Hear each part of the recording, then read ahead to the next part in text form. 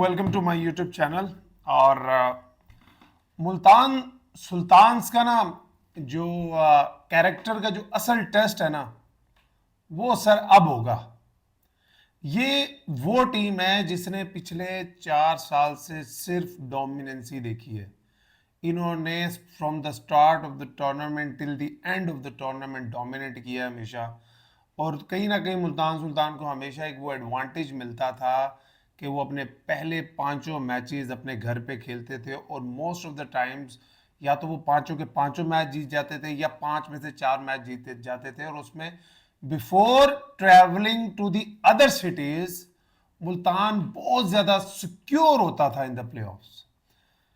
इस दफा ऑब्वियसली मैंने पहले भी जब मुल्तान सुल्तान्स की टीम पे भी एक व्लॉग किया था जब ड्राफ्ट के बाद, तो मैंने उस टाइम भी बोला था कि मुल्तान सुल्तान्स ने ना बहुत ज्यादा पंगे कर दिए अपनी टीम के साथ। आप ना देखें, मैं मानता हूं कि जब आप ने प्लेयर्स रिटेन करने होते हैं, किसी की कैटेगरीज चेंज हो जाती हैं, कुछ हो जाता है, आप 8 प्लेयर्स रख सकते हैं, आप पूरा अपना विनिंग कॉम्बिनेशन को कायम नहीं रख पाते। लेकिन मुल्तान सुल्तान्स ने ना बहुत ज्यादा जो इनके टॉप परफॉर्मर्स थे in last 2 3 4 years, they did let them go. उनको किसी को ये बहाना लगा दिया कि ये पावर प्ले में बॉलिंग नहीं कर पाता, किसी को ये बहाना लगा दिया ये डेथ में बॉलिंग नहीं कर पाता, किसी को ये बहाना लगा दिया ये बैटिंग में लास्ट ओवर में डिलीवर नहीं कर पा रहा, किसी को ये बहाना लगा दिया कि इसकी पेस बहुत कम हो गई है। जब आप अपने उन प्लेयरों के साथ जिन्होंने आपका जो पिछला 3 4 साल का डोमिनेंट पीरियड था उसमें वो उन्होंने मेन रोल प्ले किया, ऑब्वियसली रिजवान के साथ मिलकर, जब आप इकट्ठे सबको टीम से बाहर करेंगे ना, तो फिर आपको चाहे आप दुनिया के सबसे अच्छे प्लेयर्स भी लें, आप कॉम्बिनेशन नहीं बना सकेंगे।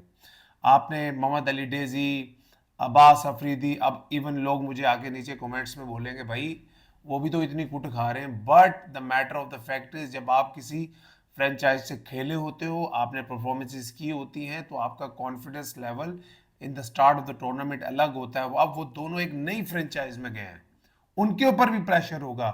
आपके पास एहसानुल्लाह था, उसको थोड़ी इंजरी हुई, आपने निकाल के बाहर फेंक दिया। आपके पास खुशदिल शाह जिसने मुल्तान सुल्तान्स के लिए बड़े क्रूशल कैमियोज जो 25 30 रन के करके बड़े मैचेस जितवाए हैं, फील्डिंग में बड़ा अच्छा रोल प्ले करते थे। आपके पास लेफ्ट आर्म का एक ऑप्शन आ जाता था, मगर आपने सबको निकाल के बाहर फेंक दिया। आज मुल्तान ने आज, अगर इससे पहले कि मैं मैच पे डिस्कशन करूं ना, मैं आपको एक बात क्लियर एंड कट बताता हूं कि आज मुल्तान सुल्तान्स ने और इस्लामाबाद यूनाइटेड ने दोनों ने डिफरेंट पिचेस पे बैटिंग की है। मैं अगर इस्लामाबाद यूनाइटेड की सुपरमेसी की बात करता हूँ ना, कि अभी उनके मैथ्यू शॉर्ट इंजर्ड हैं, उनके आगा सलमान इंजर्ड हैं, उनके हैदर अली इंजरी से वापस आके खेले हैं, उनके अभी एक आधे जो इंटरनेशनल प्लेयर हैं वो अभी ट्रैवल करके आए हैं, वो अभी खेले भी नहीं हैं, और सलमान इरशाद अभी बाहर बैठे हुए हैं, मोहम्मद नवाज अभी बाहर बैठे हुए हैं। इनके पास जो लोकल कोर है ना यार, वो बहुत तगड़ी है। आज जब टॉस जीत के एक गीले पिच पे इस्लामाबाद में सब जानते हैं बहुत तूफानी बारिश आई और बहुत जानी और माली नुकसान हुआ, अल्लाह ताला जिनका भी जो भी नुकसान हुआ है उसको पूरा करे और सबको अपनी हिफाजत में रखे। लेकिन एक पिच में मॉइस्चर था, गीली थी, मुल्तान ने टॉस जीता, इस्लामाबाद को बैटिंग की दावत दी। लेकिन आज मोहम्मद रिजवान की कैप्टनसी पे ना पहली दफ़ा मुझे ये कहना पड़ेगा कि बिल्कुल समझ नहीं आ रही थी कि वो क्या सोच के कप्तानी कर रहे हैं। आपको पता है साहबजादा फरहान जिस तरह की आजकल फॉर्म में है, 1 महीने में 4 सेंचुरियां T20 क्रिकेट में लगा रखी हैं, कुछ 70 छक्के मार लिए उन्होंने 1 महीने में T20 क्रिकेट में। और आप उनके सामने नए बॉल से पावर प्ले में कि जब सिर्फ 2 प्लेयर बाहर होंगे आप ऑफ स्पिनर लगा रहे हो। ठीक है, एक आधा बॉल ब्रेसवेल का टर्न भी हुआ, बट 3 ओवर उन्होंने पावर प्ले में करा दिए और 11 बॉलों पे उनकी 26 रन बनाए साहबजादा फरहान ने। और मुझे कोई समझ नहीं आई कि आपने हसनैन को खिलाया हुआ था, आपके पास जॉर्डन का ऑप्शन था, पिच में मॉइस्चर था, हमने देखा जब डेविड विली नए बॉल से बॉल कर रहे थे बॉल स्विंग हो रहा था, and Sahibzada Farhan does a little struggle against the ball that comes in. आपके पास हसनैन वाला ऑप्शन था, जॉर्डन वाला ऑप्शन था, बट आप स्पिनर की तरफ गए। साहबजादा फरहान की अगर तारीफ ना की जाए ना भाई, तो ये जाती है। जिस तरह की फॉर्म में ये बंदा इस टाइम है, मेरी पाकिस्तान की क्रिकेट बोर्ड और पाकिस्तान के जितने सेलेक्टर है और पाकिस्तान की टीम के इवन कैप्टन से भी रिक्वेस्ट है, खुदा के लिए जब प्लेयर इतनी फॉर्म में होता है, वो स्पॉट में भी आपके पास जगह मौजूद होती है, तब उसको मौका देना चाहिए। अब ये मत कीजिएगा पीएसएल खत्म हो, 2-3 टूर गुजरने देना। जो इस तरह की फॉर्म में साहबजादा फरहान इस टाइम है, ये once in a life time होती है। किसी की 3 महीने रहती है, किसी की 6 महीने रहती है, किसी की 1 साल ये फॉर्म रहती है। तो इस फॉर्म से पाकिस्तान को भी जितना फायदा आप पहुंचा सकते हैं पहुंचाएं और उसको एक लंबा रन दें। एक वीक लिंक अभी तक मुझे इस्लामाबाद की यूनाइटेड की टीम में नज़र आ रहा है, वो गोस की सूरत में। इवन दो वो उतने बुरे प्लेयर नहीं है, मगर वनरेबल नज़र आ रहे हैं पाकिस्तान की पिचेस में। थ्रू आउट द टूर्नामेंट अभी तक स्ट्रगल करते हुए नज़र आए हैं। और कॉलिन मनरू, जिनको मैं तो अब वो यही कहता हूँ कि वो इस्लामाबाद के लोकल ही हो चुके हैं। जिस तरह से वो इन्वॉल्व होते हैं टीम के अंदर, उन्होंने 48 रन की एक ब्लिस्टरिंग इनिंग्स खेली। और एक टाइम पे जब शादाब भी आउट हुए, कॉलिन मनरू भी आउट हो गए थे, आई थिंक मुल्तान सुल्तान ने बड़ा अच्छा कम बैक किया था और ऐसा लग रहा था कि 170 तक शायद उनको रोकने में कामयाब हो जाए। इंजरी से वापस आए। अभी कल ही मैं एक व्लॉग में उनका जिक्र कर रहा था कि मुझे क्यों समझ नहीं आ रही बेचारा हैदर अली, जिसको मैं समझता हूं कि पाकिस्तान का T20 के मिडिल ऑर्डर में होना चाहिए, वो फ्रेंचाइज में अपनी जगह नहीं बना पा रहा। ऑब्वियसली उस फ्रेंचाइज में पाकिस्तान की टीम के कैप्टन हैं जो मिडिल ऑर्डर में खेलते हैं, ये भी मिडिल ऑर्डर में खेलते हैं। आज वो इंजर्ड थे, सलमान अली आगा आए और क्या कमाल उन्होंने एंट्री की। जो कंट्रीब्यूशन किया ना 30 ऑड का हैदर अली ने और 30 ऑड का जैसर होल्डर ने, वो 200 पे ले गया। 200 जब आपका बोर्ड पे लग जाता है, it's always going to be tough. लेकिन जब मुल्तान सुल्तान की बैटिंग आई, pitch got a lot easier. उस टाइम पे बॉल, आज अगर आप इस्लामाबाद की बैटिंग की इनिंग्स अगर देखें ना, बॉल पिच पे होल्ड हो रहा था, स्पिनर का बॉल लिटरली फंस के ब्रेक हो रहा था। जब इस्लामाबाद आए, शादाब का बॉल इतना स्पिन नहीं हुआ, इमाद वसीम का बॉल इतना स्पिन नहीं हुआ, फास्ट बॉलर का बॉल विकेट पे इतना फंसा नहीं। लेकिन एक टाइम पे ऐसे रिजवान ने बहुत अच्छी बैटिंग की, उस्मान खान बहुत अच्छी फॉर्म में लग रहे थे, कुछ बहुत अच्छे शॉट मारे। जब भी पूरी गेम में ऐसा हुआ है ना कि जब भी मुल्तान सुल्तान गेम के अंदर आई है, उन्होंने विकेट खोई है। और शादाब खान की जो सुपरमेसी है against Mohammad Rizwan in the PSL, वो कायम रही। और आज के मैच से पहले ना सिर्फ 6 रन की एवरेज है मोहम्मद रिजवान की against Shadab Khan in the PSL, और 70 का स्ट्राइक रेट है। और जो शादाब खान है, वो इस वक्त अपनी प्रोबेबली कैरियर के सबसे मुश्किल दौर से गुजर रहे हैं जहां तक उनकी बॉलिंग का ताल्लुक है। और आज भी देखा मोहम्मद रिजवान अंडर प्रेशर नजर आए उनके अगेंस्ट, और बड़ी मुश्किल से उन्होंने हिम्मत करके एक शॉट मारने की कोशिश की और उस पर वो आउट हो गए।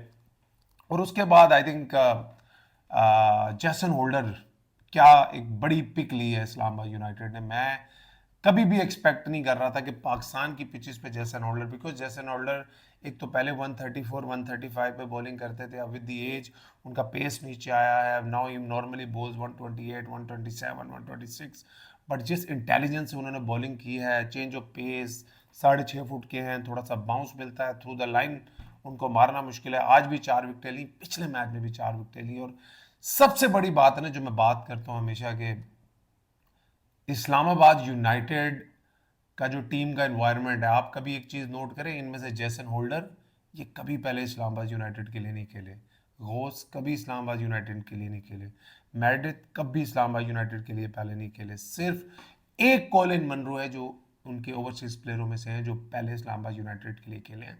But I was so amazed, जो ओवरसीज प्लेयर का पैशन था।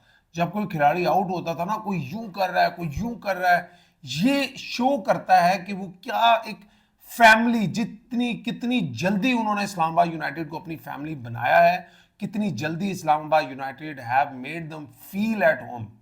ये जब मैं बात करता हूं ना कि इस्लामाबाद यूनाइटेड किसी भी ऐसे यंगस्टर के लिए जिनको वो पसंद करते हैं, मैं ये नहीं कहूंगा कि कोई भी प्लेयर यंगस्टर इस्लामाबाद यूनाइटेड में चला जाए तो वो बड़ा प्लेयर बन जाएगा। कोई भी इस तरह का प्लेयर जिसे जो उनको पसंद आ जाए, उसको वो उस हद तक सपोर्ट करते हैं जब तक वो पाकिस्तानी टीम में ना चला जाए। और मुझे ये साल साहबजादा फरहान का वो साल लग रहा है। मोहम्मद शहजाद हमारे साउथ पंजाब के हैं, मुल्तान से ही खेलते हैं। He is been playing for last 3 games और फाइनली उनको बेचारे को एक बॉलिंग का मौका मिला, उन्होंने विकेट ली। वो भी एक बड़ा अच्छा टैलेंट है। आई होप आगे जाके टूर्नामेंट में इस्लामाबाद यूनाइटेड उनको भी यूज़ करे at some point, but Islamabad United की टीम में जब आप खेल रहे होते हैं ना एज ए बैट्समैन, सिवाय जो दो बंदे ओपनर हैं उसके अलावा किसी को नहीं पता होता किसने कब बैटिंग के लिए जाना है। ओवरऑल बड़ा एक्साइटेड होता है हर कोई जब भी मुल्तान सुल्तान इस्लामाबाद यूनाइटेड आपस में टकराती हैं, दो टक्कर की टीमें हैं, but this is the biggest test of Multan Sultan character.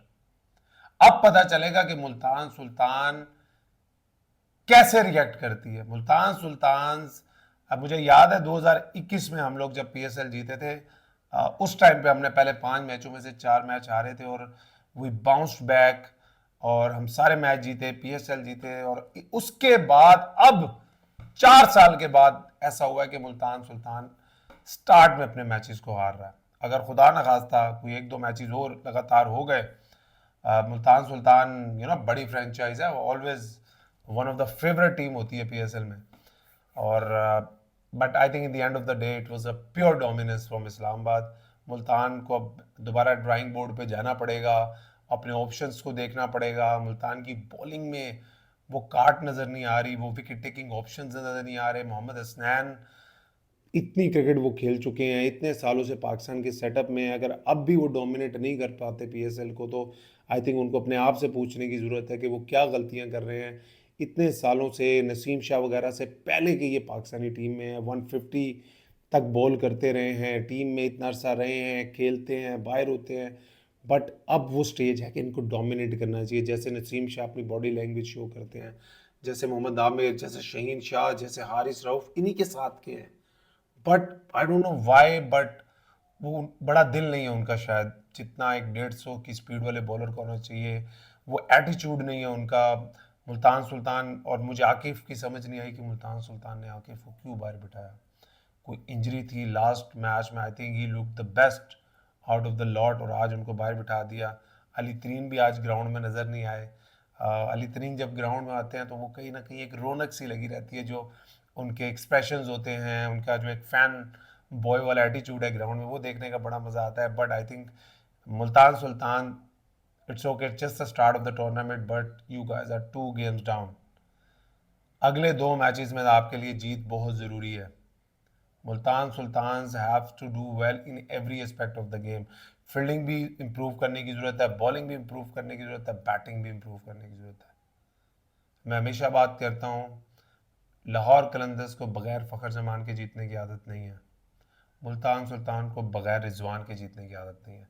जब तक ये टीमें दोनों अपने इन पर्टिकुलर प्लेयर्स के बगैर जीतने की आदत नहीं डालेंगी, ये पीएसएल नहीं जीत सकती। इस्लामाबाद की यही वजह है कि वो हर पीएसएल में फेवरेट्स भी होते हैं, 3 पीएसएल जीत भी चुके हैं, उनका हर प्लेयर मैच विनर है, उनका हर मैच में कोई न्यू मैच विनर, कभी हैदर अली मैच जितवाता है, कभी इमाद वसीम मैच जितवाता है, कभी कॉलिन मनरो मैच जितवाता है, कभी साफजदा अफरान मैच जितवाता है। उनकी यही रीज़न है that they are the best team in this competition. अपना ख्याल रखिए, इंशाल्लाह मुलाकात होती है।